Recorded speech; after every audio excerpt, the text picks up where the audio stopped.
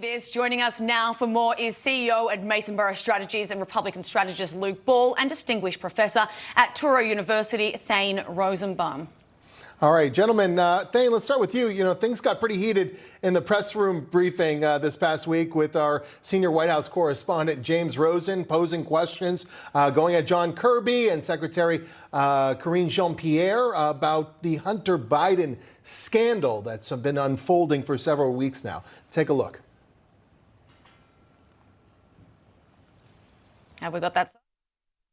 Kirby wouldn't answer James's question, though. Are you going to answer the question? I mean, not a reasonable question to ask, but the President of the United States was involved, as this message seems to suggest.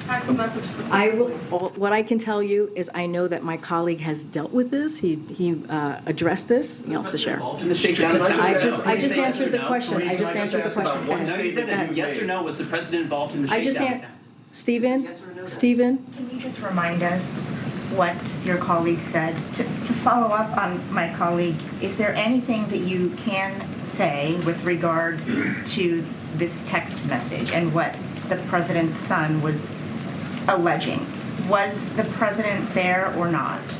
I would refer you to my colleagues at the White House Counsel. All right, so she just doesn't want to answer anything there, Thane. And this all stemmed from questions originally posed by Newsmax's James Rosen. You know, what is your understanding of the reason we have a White House press secretary? Thane, isn't it to give information, not just pass the buck down to another agency?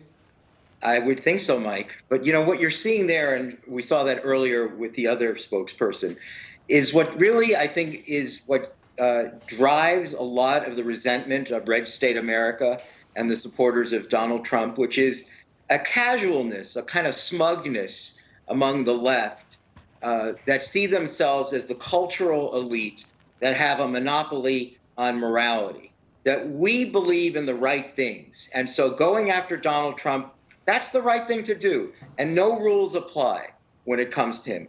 Going after Joe Biden, well, he's a good guy. And since we're the cultural elite, we have a monopoly on morality. We think the Bidens are just great people. And so why would anyone want to go after them? Why should they be treated harshly? Why should the justice system operate equally? And I think that's the feeling that you get. The reaction from the podium there, the two clips that you showed us today to the Newsmax audience, they both have one thing in common, a kind of smugness. We don't need to respond to you. We don't have to take you seriously. We're smarter looking. We're smarter. We're better looking. We're just better. We're better. And so therefore, the rules don't apply to us. So can we get to another question? Because I will not entertain what you want me to say. Yeah, Luke, we've got about 90 seconds left. I just want to hear your thoughts on what impact Biden's foreign policy will have on the 2024 elections as we lead up to them. Well, I think that people see Joe Biden on the world stage as somebody who is not being serious about foreign policy because he's unable to present a picture of strength. And that's why Donald Trump is saying that on day one, he's going to resolve this conflict between Putin and Zelensky. He said it never would have happened had he been in office, and he might be entirely correct in that respect, because I believe that when you have someone who can sit across the table from someone and say, hey, let's negotiate, let's have a discussion, it's far more beneficial to the United States than somebody who can't formulate a sentence. And to another point on that, instead of just name calling, instead of just completely writing off individuals that may be bad, maybe the bad guys across the world stage, why not still sit down and have a conversation with them like Donald Trump did Kim Jong-un and maintain peace in our time? You know, we're not going to be buddy-buddy with them all the time, but we're essentially going to sit down and say, hey, look, I'm going to sit across the table from you and look you in the eye, and if you come after the United States, then there's going to be a lot to pay for it. So I am encouraged to see leaders like Donald Trump who are willing to go and negotiate with folks, as opposed to somebody like Joe Biden, who is unable to articulate a sentence